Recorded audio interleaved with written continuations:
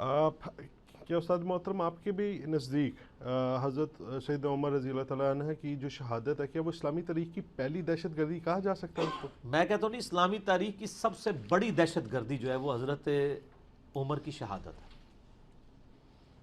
اس کی وجہ سے پھر جو ایک روب تھا، ایک ڈیٹرنس تھی خلافت کی، جی وہ پھر قائم نہیں رہ سکی. اسی لیے ہم کہتے ہیں حضرت ابوبکر عمر کی خلافت محفوظہ ہیں، اور عثمان و علی کی خلافتیں جو ہیں خلافت مفتونہ ہیں، یعنی فتنوں کا دور ہے. ان میں ان خلفاء کا قصور نہیں ہے، بلکہ وہ دور ایسا، یعنی لوگوں نے ان کے ساتھ اس طریقے سے وفا نہیں کی جیسے کرنی چاہیے تھی. حضرت عمر کی شہادت کو تو نبی الاسلام نے سب سے بڑی دہشت گردی قرار دیا. بخاری مسلم کی حدیث ہے، میں نے کربلا والے ریسرچ پیپر میں بھی ڈالی ہوئی ہے کہ آپ صلی اللہ علیہ وآلہ وسلم فرمایا میری امت اور فتنوں کے درمیان ایک دروازہ ہے، وہ جب دروازہ توڑ دیا جائے گا میری امت پہ فتنے شروع ہو جائیں گے، اور وہ دروازہ عمر ہے. جی تو حضرت عمر کی شہادت کے بعد پھر مینجمنٹ اس لیول کی نہیں رہی ہے. یہ تو کافر بھی کہتی ہے نا کہ حضرت عمر کے بعد اگر حضرت علی کو خلیفہ راشد چنا جاتا جی جی تو مسلمانوں کو ایک عمر اور مل جاتا. یعنی وہ ان کی مینیجریل سکلز حضرت علی کی بہت ڈومیننٹ تھی. ایون آپ دیکھیں حضرت عمر نے مدینے میں چیف جسٹس کا عہدہ کس کو دیا ہوا تھا؟ حضرت علی کو. چیف جسٹس تو آج نہیں سنبھالا جا رہا سر. سچ ہے. دیکھیں نا، وہ ایک سپریم کورٹ کے جج پہ حملہ ہوتا ہے تو D G S P R کی ٹویٹ آ جاتی ہے، فوراً ہم کنڈیم کرتے ہیں. ٹھیک ہے، ہم عدلیہ کے ساتھ ہیں. ہر سیاستدان اپنی اپنی حاضری لگوا رہا ہوتا ہے چیف جسٹس کے پاس. سر اس دور کا چیف جسٹس نہیں سنبھالا جا رہا، جبکہ انصاف کا بھی دورہ نہیں ہے. اس زمانے میں جب انصاف ہو تو چیف جسٹس کے عہدے کی آپ کیا سوچ سکتے ہیں؟ جی جی سیدنا علی چیف جسٹس آف حجاز تھے، مکہ مدینہ یہ پورا ایریا. حضرت ابو درداء اصحاب صفہ میں سے غریب سے آبی، وہ رومن امپائر گری تو شام کے اندر ان کو چیف جسٹس حضرت عمر نے لگایا. اور ابن مسعود پتلی پنڈلیوں والے، غریب، ایک کاشتکار کا بیٹا، غلام زادہ، اور اس کو آپ نے پرشین امپائر گری تو کوفے میں چیف جسٹس لگا دیا. اور کوفہ حضرت عمر نے سب سے بڑی فوجی چھاونی بنائی تھی، جس طرح آج کل واہ کینٹ ہے جی ہماری، اس لحاظ سے کہ سارا اسلحہ وغیرہ وہاں پہ، کیونکہ کوفہ ایک سینٹرل پوائنٹ تھا. وہاں سے رومن امپائر کی تو کمر ٹوٹ چکی تھی یرموک کے بعد، لیکن ابھی بھی کچھ علاقے رومن امپائر کے پاس تھے. خطرہ رہتا تھا کہ وہ حملہ نہ کریں، تو ان کے حملے کو روکنے کے لیے مدینے سے تو رسل بھیجنا بہت دور تھا رسل. تو کوفہ ایک مرکزی شہر تھا جہاں سے سارے علاقے کنٹرول ہو سکتے تھے، اسی لیے کوفے کو مرکزی حیثیت دی حضرت عمر نے. اور پھر حضرت علی کے دور میں تو جو دارالخلافہ ہی کوفے شفٹ ہو گیا، اس لیے بڑے بڑے صاحب کوفے سارے شفٹ ہو گئے. اس لیے آپ کو پھر کوفیوں کا بڑا ڈومیننٹ فیکٹر ملتا ہے بعد میں فقہاء میں بھی، محدثین میں بھی، کیونکہ بڑے بڑے صاحب جب وہاں شفٹ ہو گئے تھے تو پھر خود بخود علم شفٹ ہو گیا. عمار بن یاسر وہاں تھے. وہ بخاری میں نہیں آتا کہ ایک بندہ ابو درداء کو ملنے شام جاتا ہے؟ دیکھیں جب ہم آپ کو پوری اسلام کی تاریخ بتاتے ہیں تو آپ کو ایک ایک حدیث فٹ ہوتی ہوئی نظر آئے گی. اور وہ جا کے مسجد میں نماز پڑھ کے کہتا ہے یا اللہ مجھے کسی نیک بندے سے میری ملاقات کرا دے. تو اتنے میں ابو درداء آ جاتے ہیں مسجد میں.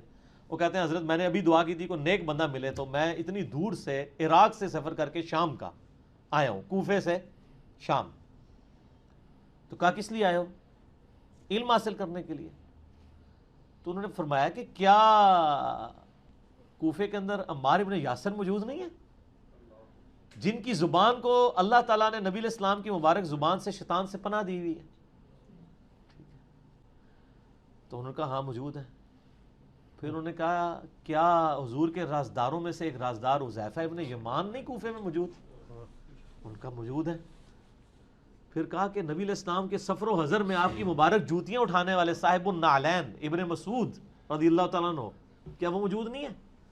ان کا یہ اتنے 3 بڑے بڑے صاحب موجود ہیں، تم شام میں علم حاصل کرنے کے لیے آئے ہو؟ اچھا اس سے یہ آپ اندازہ کریں کہ صحابہ میں عاجزی کتنی تھی. یہاں تو ایک مولوی دوسرے کے پاس ریکمینڈ نہیں کرتا، وہ کہتا ہوتے آئی جائے وہ کل کتنے لینڈ چلے. یہ فرق دیکھیں سر. جی جی اور یہ حوصلہ آپ نے اس دور میں کسی بندے میں دیکھا ہے تو وہ یہ بندہ ہے اللہ کے فضل سے. الحمدللہ. کبھی گامدی صاحب کی بات ہوتی ہے تو میں کہتا ہوں یار یہ مسئلہ جا کے گامدی صاحب سے ڈسکس کریں. ٹھیک ہے، کبھی حدیث کا کوئی پرابلم آتا ہے تو میں کہتا ہوں جا کے غلام مصطفیٰ ظہیر صاحب سے سند پہ ڈسکشن کریں، ان کی فیلڈ ہے. تو ہم تو حوصلہ رکھتے ہیں اللہ کے فضل سے. ہم صحابہ کرام کے اس پیٹرن کو فالو کرنے والے ہیں کہ جس کی جو ایکسپرٹیز ہے اس کو آپ ایڈمائر کریں، ٹھیک ہے، اور اس کی وہ تعریف کریں. تو یہ صحابہ کرام میں حوصلہ تھا. تو سیدنا عمر رضی اللہ تعالیٰ عنہ کا ایک ویژن تھا، اور انہوں نے دیکھیں اس ویژن کے اوپر کس طریقے سے چیزوں کو یعنی کنٹرول کیا تھا کہ میرٹ کے اوپر لوگ لگائے ہوئے تھے. پھر اس سے بڑی بات تھی کہ 4 سال زیادہ گورنر نہیں رہنے دیتے تھے، کہیں وہ اپنی پارٹی نہ بنا لے. 4 سال کے بعد چینج. سعد ابن ابی وقاص نے پرشین امپائر قادسیہ میں گرائی ہے، عمر سیریز میں دیکھیں. حضرت عمر نے 4 سال پورے ہیں واپس بلا لیا، نہیں بس مدینے میں آؤ. وہ کہہ سکتے تھے میں نے فتح کیا ہے، میری قربانی ہے. سر یہ ریٹ آف دی گورنمنٹ تھی، کسی کی مجال نہیں تھی کہ وہ سماوتات تھی. اسی تو کہا گیا نا قتل کر دیا جائے گا جو امیر المومنین کے خلاف بغاوت کرے گا، کیونکہ یہ سماوتات چل نہیں سکتا. حضرت علی نے جنگ صفین اس لیے تو لڑی ہے کہ اگر میں خلیفہ ہوں تو معاویہ کس طرح کہے گا کہ میں معزول نہیں ہوتا جب میں اس کو معزول کر رہا ہوں. تو سماوتات تھی. قرآن میں قتال کرو ایسے لوگوں کے ساتھ جو حکمران وقت کے کو ایکسیپٹنس نہ دیں، پھر بھی وہ حضرت علی جیسا حکمران ہو. تو یہ ریٹ آف دی گورنمنٹ کو قائم کرنے کے لیے سب کچھ کیا، حضرت علی نے بھی کیا، حضرت عمر. اور یہ آپ کو پتہ ہے شیعہ نے اعتراض بھی کیا تھا کہ معاویہ تو حضرت عمر ان کو اوپر لے کے آئے، تو اصل میں تو نعوذ باللہ کلپرٹ وہ ہیں. تو میرا اس کے اوپر بھی ایک کلپ چڑھا ہوا ہے، ٹھیک ہے، کہ حضرت معاویہ کی خوش قسمتی کہہ لیں یا دوسرے والی قسمتی کہہ لیں کہ وہ حضرت عمر کی زندگی میں ان کے 4 سال پورے نہیں ہوئے، تو حضرت عمر کی شہادت ہوگی. اس کے بعد 11 سال حضرت عثمان کے ان کو مل گئے، اور باقی مزید ایریا بھی مل گئے. حالانکہ حضرت علی نے مشورہ دیا تھا کہ یہ کام نہ کریں، اور وہ میں دیکھ لیں بعد میں مسلمانوں کے لیے ایک مسئلہ بن گیا. وہ کیا مسلمانوں کے لیے آج تو ہم کہہ سکتے ہیں بہت بڑا مسئلہ بنا نا، اس زمانے میں تو مسئلہ صرف مینجمنٹ ایشو کا تھا نا، آج تو ہم دیکھ رہے ہیں فرقے بن چکے ہیں. تو یعنی میرا دل تو بڑا کوڑتا ہے، یقین کریں. میں جب محرم میں ماتم دیکھ رہا ہوتا ہوں اور یہ پنجے اور زنجیر زنی اور یہ عجیب و غریب خرافات دیکھ رہا ہوتا ہوں نا، تو میں سوچتا ہوں کہ کاش حضرت معاویہ علی کی بیعت کر لیتے، آج یہ امت یہ دن نہ دیکھتے. میں تو یہ سارے کے سارے معاملات میں نا مطلب وہ، بلکہ ایک وہ میں نے ان کو اگلے دن بتایا، وہ ایک جرمن رائٹر ہے، اس نے کہا ہے کہ ہمارا بس چلے تو حضرت معاویہ کے مجسمے ہم اپنے علاقوں میں لگائیں، کہ جن کی وجہ سے مسلمانوں کی جو خلافت راشدہ کا نظام جو کہ ہر ایک چیز کو کچلتا جا رہا تھا وہ تھم گیا. یہ تو کہتا نا فتوحات ہوئی. فتوحات کرنا کیا؟ فتوحات تو چنگیز خان نے بھی بہت کی ہیں. فتوحات سے کیا فرق پڑتا ہے؟ اصل میں اسلامک سسٹم تھا کہ نہیں.